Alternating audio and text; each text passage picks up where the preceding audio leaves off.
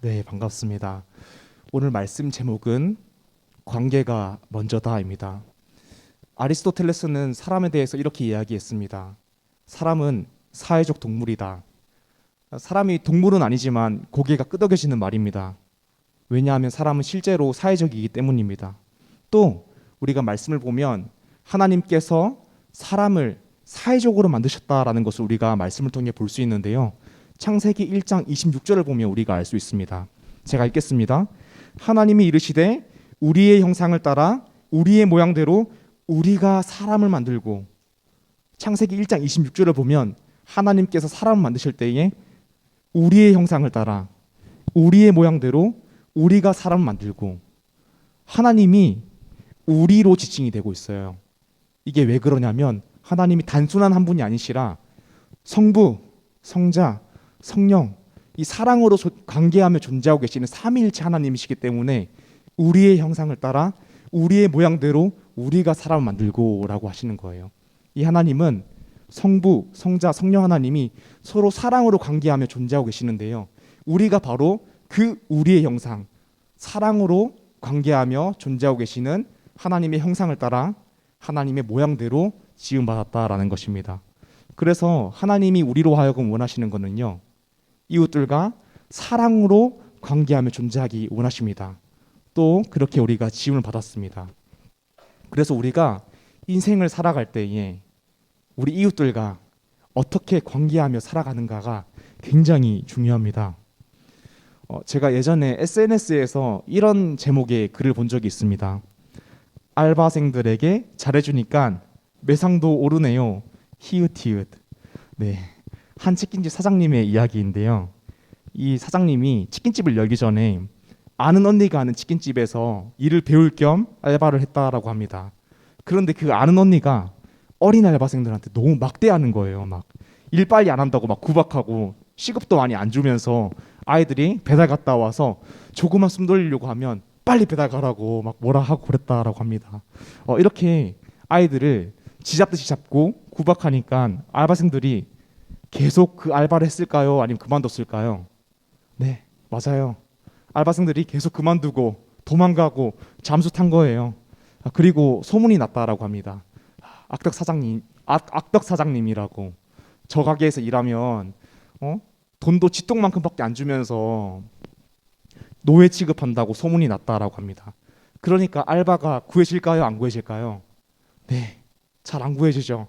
잘 안 구해지니까 배달 대행 업체를 쓰기 시작한 거예요. 그런데 예전만큼 수익이 많이 안 나니까 치킨집을 닫게 되었다라고 합니다.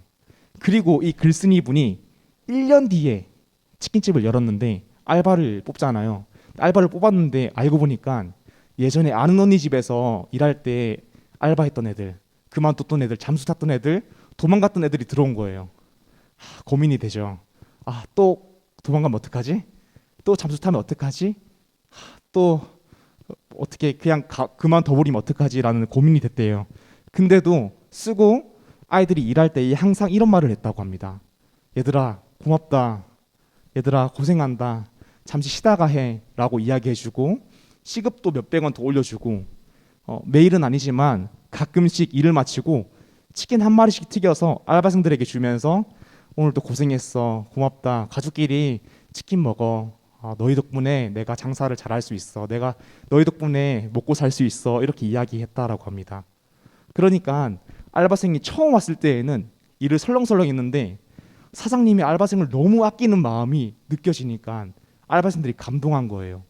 감동해서 알바생이 사장님의 일에 최선을 다해 동참하기 시작했다라는 것입니다.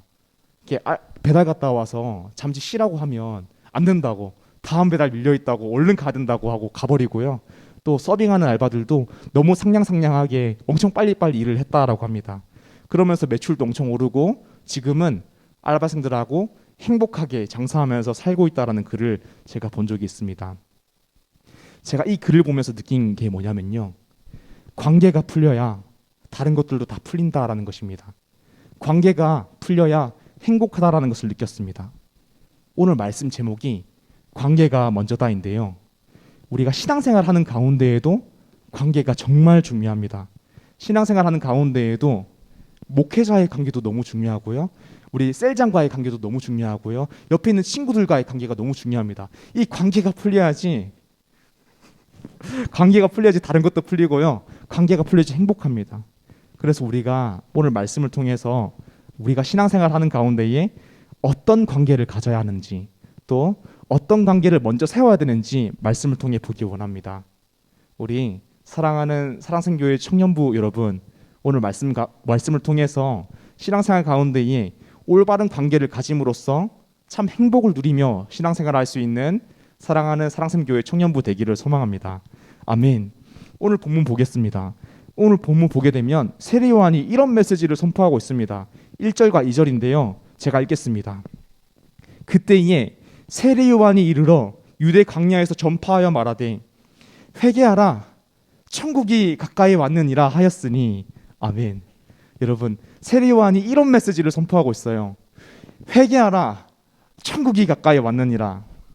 여러분, 이 메시지가 선포되었을 때 어떤 뉘앙스로 다가오십니까? 야, 너 회개해. 천국이 가까이 왔어. 회개 안 해? 너 지옥이야. 예수 전당 무신 지옥. 약간 이런 협박성, 두려움의 메시지로 다가오지 않습니까? 우리가 이 메시지에 대해서 잘 보기 원하는데요. 먼저 회개하라에 대해서 우리가 보겠습니다. 여러분, 회개는 무엇일까요? 회개, 잘못된 것을 뉘우치는 거, 잘못된 것을 뉘우치고 울면서 기도하는 거, 회개기도. 네, 맞습니다. 또 우리 조금 괜찮은 지체들은 이렇게 이야기하고 있어요. 죄에서 돌이키는 것. 맞습니다. 우리가 세례문답할 때에도요, 회개에 대해서 3가지로 배우거든요. 회개는 3요소가 있다. 지적 요소, 내가 죄인임을 자각하는 거. 그 다음에 감정적 요소, 내가 죄인임을 자각하고 내가 멸망할 수밖에 없는 인생이구나, 슬퍼 뉘우치는 것. 그것이 감정적 요소입니다. 그리고 의지적 요소, 멸망받은 인생에 유일한 소망이 예수 그리스도밖에 없구나 라고 의지적으로 이전의 삶의 방식에서 돌이켜 예수님을 따르는 삶을 사는 것이 의지적 요소입니다. 네, 이게 다 회개 맞습니다. 다 회개인데요, 회개의 근본적인 것은 이렇게 이야기할 수 있습니다. 회개의 근본적인 것은 바로, 따라합시다, 하나님과 올바른 관계 안으로 들어오는 것. 회개의 근본적인 것은 바로 하나님과 올바른 관계 안으로 들어오는 것입니다. 회개하라 천국이 가까이 왔느니라 했을 때에는요, 천국이 가까이 왔느니라, 이제 하나님과 올바른 관계 안으로 들어오라로 이해할 수 있습니다. 이제는 천국이 가까이 왔느니라에 대해서 보겠습니다. 천국이 가까이 왔느니라, 여기서 가까이 왔느니라로 쓰인 단어가요, 앵티조인데요, 이게 완료형으로 쓰였어요. 가까이 오고 있다가 아니라 이미 왔다라는 거예요. 완료형. 즉 천국이 이미 이 땅에 임했다라는 것입니다. 여러분, 우리가 주기도문 할 때에도 하늘에 계신 우리 아버지여 이름이 거룩히 여김을 받으시오며 나라에 임하시오며 뜻이 하늘에서 이루어진 것 같이 땅에서도 이루어지이다. 주기도문 할 때도 이렇게 고백하는데요, 우리는 이상하게 하늘과 땅을 약간 구분하려는 경향이 있습니다. 이 천국이 가까이 왔느니라 했을 때에 이 천국이 죽은 뒤의 천국, 종말 뒤의 천국만 생각하는 경향이 있습니다. 그런데 오늘 본문에 회개하라 천국이 가까이 왔느니라 했을 때 이 천국은요, 죽고 나서 가는 천국을 이야기하는 게 아니라 이 땅 가운데에 임한 천국을 이야기하는 것입니다. 예수 그리스도를 통해서 이 땅에 임한 하나님 나라, 이곳에 임하신 하나님 나라, 그 하나님 나라를 이야기하는 것입니다. 그러니까 세례 요한이 선포하는 메시지는 예수 그리스도께서 이 땅에 오심으로 이미 하나님 나라가 이 땅 가운데 임했다라는 것입니다. 정리하면 회개하라 천국이 가까이 왔느니라는 두려움과 협박의 메시지가 아니고 이런 의미인 것입니다. 예수 그리스도가 오셨다. 그러니까 이제 하나님과 올바른 관계 안으로 들어오라. 예수 그리스도를 통해서라는 것입니다. 이것이 바로 회개하라 천국이 가까이 왔느니라 라는 메시지입니다. 세례 요한은요, 이렇게 유대 광야에서 세례를 주면서 이 메시지를 선포하고 있었어요. 회개하라 천국이 가까이 왔느니라. 하나님과 올바른 관계 안으로 들어오라. 예수 그리스도를 통해서 하나님 나라가 이 땅에 임했다라고 선포하고 있었는데 그때에 바리새인들과 사두개인들이 오게 됩니다. 7절과 8절 한번 가볼 텐데요. 제가 읽겠습니다.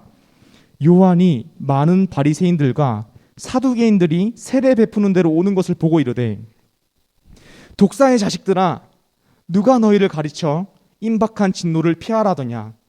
그러므로 회개에 합당한 열매를 맺고 아멘. 세례 요한은 세례를 받는 곳에 온 바리새인들과 사두개인들에게 이렇게 이야기합니다. 독사의 자식들아, 독사의 자식들아, 누가 너희를 가르쳐 임박한 진노를 피하라더냐. 그러므로 회개에 합당한 열매를 맺고. 여러분, 바리새인들과 사두개인이 어떤 사람입니까? 간단하게 이야기하면요, 바리새인은요, 이 종교적인 권위가 있는 사람이에요. 또 학문적인 권위가 있는 사람이었습니다.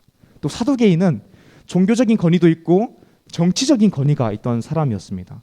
다른 말로 하면 바리새인들과 사두개인들은 종교 지도자고 말씀을 매우 잘 알던 사람이었습니다.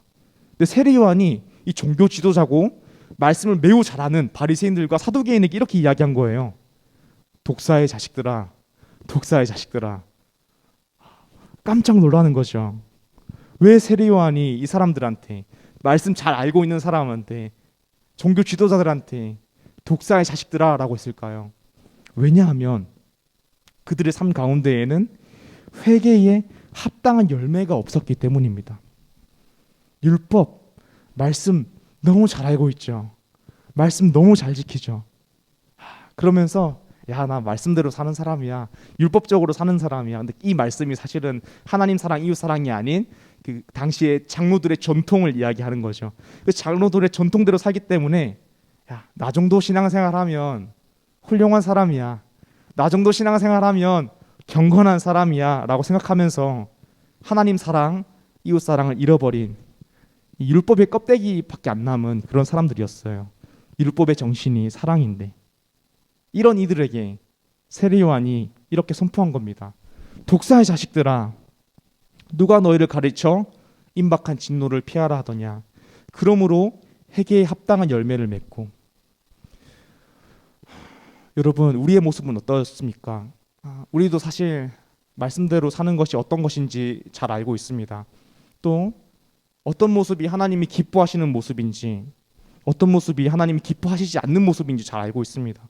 우리도 어쩌면 사실 신앙생활 잘 하는 사람이잖아요. 여기 앉아 있는 분들은 교회에 출석하면 이 정도면 괜찮잖아요. 근데 우리도 이 사두개인이랑 바리새인들처럼 야, 나 정도 주일학교 섬기고 교회 헌신하고 주일 예배 출석 잘하면 이 정도면 신실한 사람 아니야? 이 정도면 경건한 사람이 아니야? 괜찮은 사람 아니야? 라고 이야기하면서 회개에 합당한 열매들을 못 맺고 있지 않습니까? 여러분, 우리의 삶 가운데에는 회개에 합당한 열매가 맺히고 있습니까? 참 이게 쉽지 않은 거예요. 참 쉽지 않은 거예요. 우리 삶 가운데 회개에 합당한 열매가 없다면 사실은 독사의 자식들아 라고 했던 바리새인들이랑 사두개인이랑 사실 별 다를 게 없는 독사의 자식들이거든요. 임박한 진노를 맞게 될 사람들이거든요. 그렇다면 우리가 회개에 합당한 열매를 맺는 삶을 살아야겠죠. 우리가 어떻게 하면 회개에 합당한 열매를 맺을 수 있을까요? 오늘 아침에도 담임 목사님이 말씀 가운데 이야기하셨는데 열매는 무엇입니까? 열매를 맺기 위해서 어떻게 해야 될까요? 열매는 그냥 맺히는 거예요. 사과 나무에서는요, 사과가 열리는 게 너무 당연한 거고 복숭아 나무에서는 복숭아가 열리는 게 너무 당연한 거예요. 그러니까 회개에 합당한 열매를 맺어라의 본질적인 메시지는 뭐냐면 회개하라는 거예요. 열매는 내가 어떻게든 열매를 맺으려고 발버둥 칠 필요가 없는 거예요. 내가 회개하면, 회개가 뭐라 했죠? 하나님과 올바른 관계 안에 들어오면, 내가 지금 하나님과 올바른 관계 안에 서 있으면 내 인생 가운데에 계속 열매가 맺힌다는 거예요. 사랑이 맺히고 희락이 맺히고 화평이 맺히고 그런 열매들이 내가 막 열매를 맺으려고 애쓰지 않아도 하나님과 올바른 관계 안에 서 있으면 그 열매가 그냥 맺힌다라는 것입니다. 여러분, 열매를 보면 나무를 알 수 있다는 말이 있습니다. 여러분들 인생 가운데에 회개에 합당한 열매가 맺혀야 되지 않겠습니까, 여러분? 우리 인생 가운데에 하나님과 올바른 관계 안에 서 있어서 맺히는 열매가 맺혀야 되지 않겠습니까? 우리 마태복음 4장으로 한번 넘어가 볼까요? 네, 마태복음 4장 17절에 넘어가면요, 예수님께서 세례 요한과 똑같은 메시지를 선포하십니다. 제가 읽어보겠습니다. 이때부터 예수께서 비로소 전파하여 이르시되 회개하라 천국이 가까이 왔느니라 하시더라. 아멘. 세례 요한의 메시지하고 예수님의 메시지가 똑같죠. 예수님이 주시는 메시지가 하나님께서 우리에게 주시는 메시지죠. 회개하라 천국이 가까이 왔느니라 라고 선포하시는, 회개하라 천국이 가까이 왔느니라 라고 우리에게 말씀하시는 하나님의 마음은 어떤 걸까요? 협박성 메시지가 아니라 했습니다. 두려움의 메시지가 아니라 했습니다. 내 사랑하는 자야, 예수 그리스도를 통해서 나와 올바른 관계 안으로 들어오렴. 예수 그리스도를 통해서 사망의 그늘에서 벗어나 참 생명 안으로 들어오렴. 예수 그리스도 믿어서 정말 행복하게 살았으면 좋겠다. 하나님께서 우리에게 사랑의 마음으로 이 메시지를 주시지 않겠습니까? 사랑하는 사랑샘교회 청년부 여러분, 하나님께서 사랑의 마음으로 회개하라 하실 때에 우리는 하나님과 올바른 관계 안에 들어와야 합니다. 매일매일 하나님과 올바른 관계 안에 서 있기 위해서 노력해야 됩니다. 그렇게 살기 위해서 어떻게 해야 될까요? 사실 이렇게 얘기하면 너무 클리셰인데요, 예배, 말씀, 기도가 너무 궁극적인 거예요. 근데 사실 예배, 말씀, 기도를 얘기하기 참 어려워요. 왜냐하면 되게 무책임하다라고 하거든요. 그래서 제가 심플하게 아침 기도를 이렇게 했으면 좋겠습니다. 이번 주에는요, 이렇게 기도해 봅시다. 아침 일어나면 알람만 끄고 이렇게 기도해 보는 거예요. 하나님, 오늘도 제가 하나님과 올바른 관계 안에 서 있게 도와주세요. 우리가 하나님과 올바른 관계 안에 들어와야 되고 하나님과 올바른 관계 안에 서 있어야 되는 거 얼마나 잘 알아요. 근데 그것도요, 사실 우리 노력으로 할 수 없는 부분이 너무 많다는 것입니다. 그러니까 이렇게 기도하기 원해요. 하나님, 제가 오늘도 하나님과 올바른 관계 안에 서 있게 도와주세요. 하나님, 오늘도 제가 하나님과 올바른 관계 안에 서 있으므로 회개에 합당한 열매가 그냥 막 맺히게 해주세요라고 기도했으면 좋겠습니다. 우리 말씀 정리하겠습니다. 회개하라 천국이 가까이 왔느니라 라는 메시지는 협박의 메시지, 두려움을 주는 메시지가 아니라고 했습니다. 이 메시지는요, 하나님께서 우리에게 주시는 사랑의 메시지로 우리가 죽을 수밖에 없는 인생인데, 멸망할 수밖에 없는 인생인데 그 인생 가운데 소리치시는 겁니다. 죽을 수밖에 없는 인생아, 그 죄인아, 사랑하는 의연아, 나와 올바른 관계 안에 들어와서 참 행복을 누려라. 예수 그리스도의 그 보혈의 능력을 통해서 참 생명을 누려라 라고 메시지를 보내주시는 겁니다. 우리가 회개에 합당한 열매를 맺기 위해서 억지로 짐을 지고 어떻게든 막 열매 맺으려고 막 노력하는 것이 아니라 그냥 나무에서 열매가 맺히는 것처럼 하나님과 올바른 관계 안에, 친밀한 관계 안에 바로 서 있으면 그런 열매가 맺힌다라고 했습니다. 우리 사랑하는 사랑샘교회 청년부 여러분, 우리 청년부가 하나님과 올바른 관계 안에 들어와 있는 것을 회복했으면 좋겠습니다.